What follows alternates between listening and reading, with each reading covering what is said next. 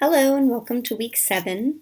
This week for our lessons and your textbook readings, we're going to be covering chapter 23 in your book about 17th century, also known as the Baroque period.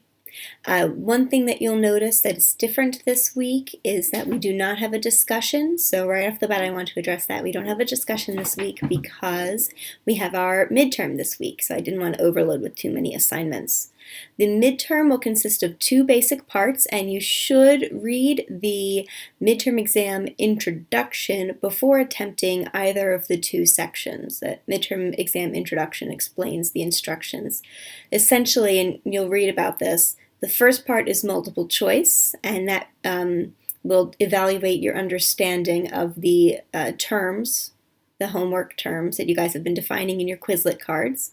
A note about that, I know it's an online exam, so it has to be open notes. I mean, there's no way to really enforce that, but I can say that it is timed.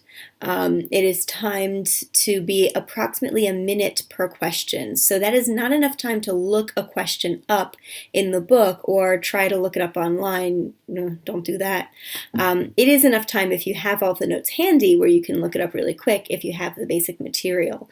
It's even better if you've done a decent amount of studying with your Quizlet cards, and then you may not even have to look up every question, and then you'll have plenty of time. That is what I recommend that you do. Of course, in an ideal world, that is what you would do if this was a face-to-face class. The second part of the midterm exam is the image identification. When you open that up, you will get 10 randomly selected images from chapter 18 through 23. And you should first identify the basic information about those artworks. That will be easy because, again, this section is also open notes, and then you're writing a paragraph about the significance of each of those 10 artworks. The timing for this is also tight. It's about 5 minutes per question, 50 minutes total. It's not going to tell you as 5 minutes go by, so you'll need to make sure that you are watching the clock when you are taking this exam and not running out of time.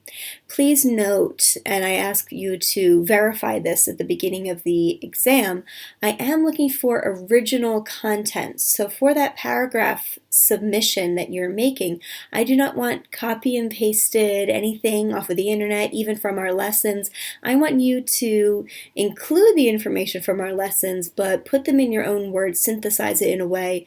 If you've watched the video lectures and you have heard me talk about, if this shows up on a test, you should write about blah, blah, blah. So if you have all of those notes handy, this should be a fairly easy exam. And if you've been doing the work as we go along, it should not require that much additional effort or studying. Chapter 23 is covered on this midterm, so you should make sure that you are doing the lesson 23 before taking the midterm exam, or else there'll be information on the exam that you didn't cover yet, so that would be bad. I know I am a week behind on grading your forums from week 6. I promise I'll be getting to those as soon as possible, but what with making the lesson for chapter 23 and putting this midterm together and my conference last weekend, I just did not get around to grading those forums yet, but I promise I will on Tuesday. I'll also be looking for your Quizlet submissions that you were to make by Sunday, and I'll be checking through those to see if you have the Quizlet terms from chapters 18 through 22, and that you have been doing some review on them. Good luck this week, and good luck on the midterm exam. If you have any questions, please email me.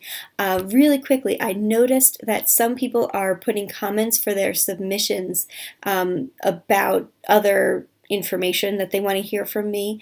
I don't always check the comments. I don't get really good notifications from the comments. So if you have a question for me that is really important, I strongly suggest that you send me an email through Canvas, through their messaging system. That way it goes straight to my phone and I can see it right away, and it won't accidentally get lost in Canvas and miss me, which is really unfortunate. I hope you're enjoying the nice weather.